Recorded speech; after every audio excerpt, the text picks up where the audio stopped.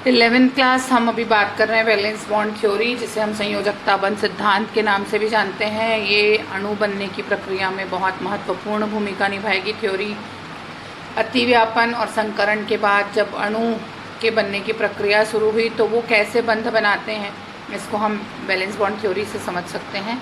इसका प्रतिपादन करने वाले वैज्ञानिक हिटलर लंदन है 1927 में। इसमें रेक्टिफिकेशन यानी संशोधन किया पॉलिंग एंड स्लेटर ने 1930 में। ये केमिस्ट्री का एक लैंडमार्क जॉब है, इसलिए इनको नोबेल प्राइज़ दिया गया था 1954 में। अगर वीबीटी आप बुक से देखेंगे तो थोड़ा सा डिफरेंट दिखेगा, अलग अलग पॉइंट बार बार रिपीटेड दिखेंगे, इसलिए आप इसी को पढ़िएगा जो मैं बता रही हूँ। दो परमाणुओं के संयोजकता कोष के अर्धपूरित कक्षकों के मध्य अतिव्यापन के फलस्वरूप बनने वाला बंध सहसंयोजक बंध कहलाता है। दो परमाणु के संयोजकता कोष के अर्धपूरित कक्षकों के मध्य अतिव्यापन के फलस्वरूप बनने वाला बंध सहसंयोजक बंध कहलाता है। जैसे हाइड्रोजन का एक परमाणु है, एक इलेक्ट्रॉन है, हाइड्रोजन का दूसरा परमाणु दूसरा इलेक्ट्रॉन, दोनों के बीच साझेदारी हुई, एक अणु बना और एक बंध बना, जिसे हम सहसंयोजक बंध कहते हैं। ये मैं पहले भी आपको समझा चुकी हूँ कि किसी भी बंध निर्माण की प्रक्रिया में केवल उसका संयोजकता कोष ही भाग लेता है। उसके आंतरिक कोष जो है वो बंध निर्माण की प्रक्रिया में कभी भी भाग नहीं लेते हैं। इसलिए जब आंतरिक कोष भाग लेंगे ही नहीं तो उनका बंध निर्माण से कोई लेना देना नहीं रहेगा।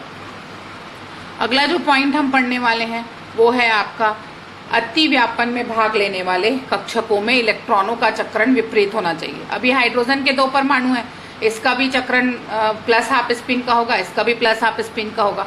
तो ये कैसे हो सकता है कि अतिव्यापन में भाग लेने वाले कक्षकों में इलेक्ट्रॉनों का चक्रण विपरीत होना चाहिए? ऐसे होगा कि जब दो कक्षक बहुत प्रबलता से एक दूसरे को आकर्षित करते हुए एक दूसरे के पास आते हैं तो आकर्षण और प्रतिकर्षण के चलते एक का चक्रण बंध की प्रतिकूल के बजाय अनुकूल परिस्थितियां पैदा करते हुए विपरीत हो जाता है और अणु का निर्माण होता है। ये सब पूरी जितनी भी बातें हैं, this is all are the imagination, practical proof नहीं है इन बातों का। अतिव्यापन की सीमा बंध की प्रबलता का निर्धारण करती है। अतिव्यापन जितनी अधिक सीमा तक होगा उतना बंध प्रबल बनता है, वो बंध हमेशा सिग्मा बंध होता है। अतिव्यापन अगर कम सीमा तक होता है तो दुर्बल बंध पाई बनता है।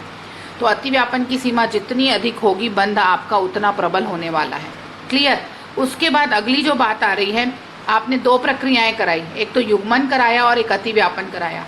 यानी जो आपका अणु बना दो परमाणुओं के योग से, उसने दो क्रिया की, एक क्रिया की युग्मन की और एक क्रिया की अतिव्यापन की।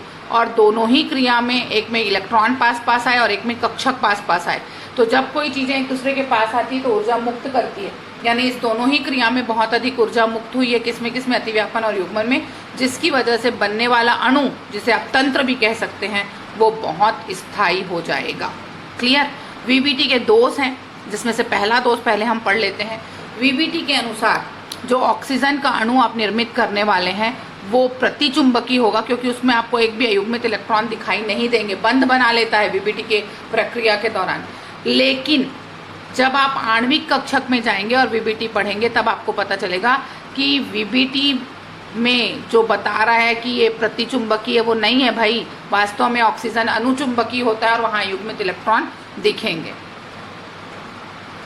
वीबीटी का जो दूसरा दोष है वो है कि H2 पॉजिटिव अणु का बनना आप नहीं समझा सकते। इस सिद्धांत के अनुसार, वीबीटी के अनुसार H2 पॉजिटिव अणु का बनना नहीं समझा सकते। बिल्कुल सही बोल रहा है, क्योंकि बंध बनाने के लिए दो इलेक्ट्रॉन चाहिए और H2 पॉजिटिव का मतलब एक हाइड्रोजन के पास इलेक्ट्रॉन है और एक के पास इलेक्ट्रॉन नहीं है और एक इलेक्ट्रॉन बंध नहीं बना सकता। सहसंयोजी यौगिकों में उपस्थित प्रतिशत आयनिक लक्षणों की व्याख्या इस सिद्धांत के द्वारा नहीं की जा सकती। मतलब वीबीटी ये नहीं बताता कि जो सहसंयोजक बंध है वो पूर्णतः सहसंयोजी ना होकर उसमें कुछ आयनिक गुण भी हैं। उपसहसंयोजी बंध की व्याख्या नहीं करता। कौन? वीबीटी। और अनुनाद की व्याख्या नहीं करता। अनुनाद अभी मैं जस्ट पिछले पीरियड में आपको बताई हूँ कि एक से अधिक संरचनाएं बनती हैं, तो अनुनाद की व्याख्या वीबीटी द्वारा नहीं होती।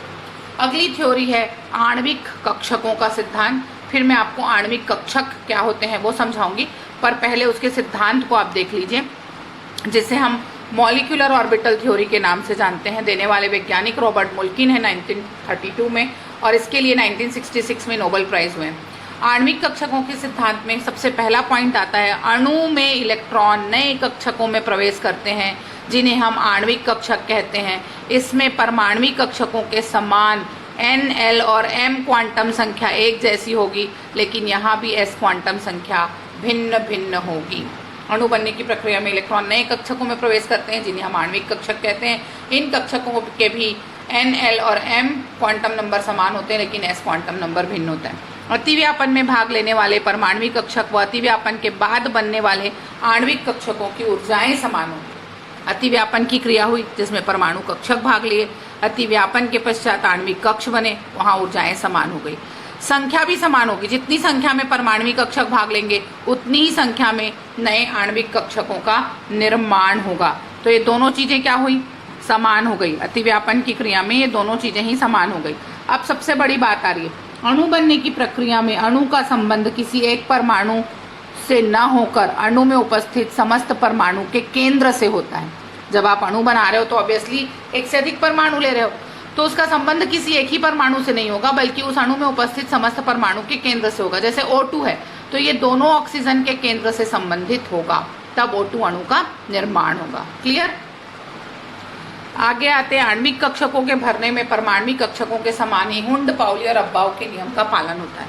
आणविक कक्षक भी इन्हीं नियमों के तहत भरे जाएंगे, हुंड, पाउली और अब्बाउ के नियम के तहत। ये एक बहुत इंपॉर्टेंट पॉइंट है। बनने वाले नए आणविक कक्षकों का आकार अतिव्यापन में भाग लेने वाले परमाणविक कक्षकों पर निर्भर करता है, समान नहीं होता, निर्भर करेगा। बनने वाले आणविक कक्षकों का आकार अतिव्यापन में भाग लेने वाले परमाणविक कक्षकों पर निर्भर करता है। अब हम आते हैं कुछ नई चीजों के बारे में जानते हैं, वो है आणविक कक्षक। आणविक कक्षक 3 प्रकार के होते हैं। बंधी कक्षक, वे कक्षक जो अतिव्यापन में जब परमाणविक कक्षक भाग लेंगे उनकी ऊर्जा और जो नए आणविक कक्षक बनेंगे उनकी ऊर्जा में जब कंपैरिजन किया जाएगा तो आणविक कक्षकों की ऊर्जा कम होगी और परमाणविक कक्षकों की ऊर्जा अधिक होगी। बंध बनाने की अनुकूल परिस्थितियां उत्पन्न होंगी। उन कक्षकों को हम आणविक कक्षक या बंधी कक्षक कहते हैं।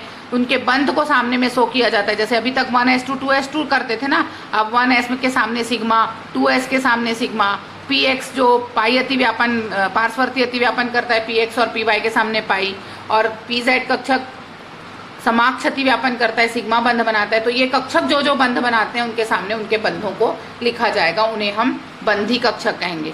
अनाबंधी कक्षक, अतिव्यापन में भाग लेने वाले परमाणविक कक्षक और अतिव्यापन के बाद बनने वाले आणविक कक्षकों की ऊर्जाएं समान हो तो इसे अनाबंधी कक्षक कहते हैं। ये बंध के प्रतिकूल परिस्थितियां उत्पन्न करते हैं, संभव नहीं है। 2 अलग अलग परमाणु के कक्षकों में आप अतिव्यापन नहीं करा सकते।